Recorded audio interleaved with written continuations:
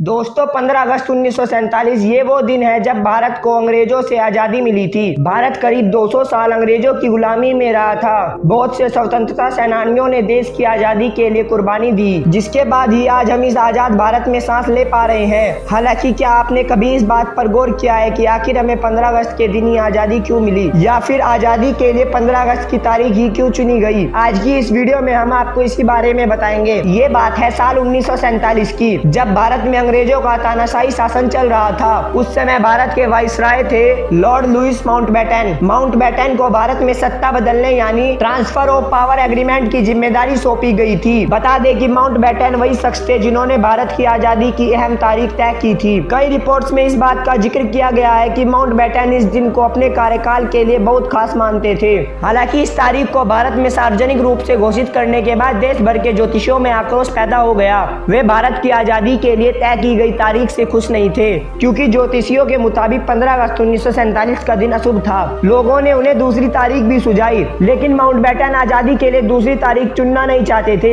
आखिरकार सबकी सहमति से एक रास्ता निकाला गया।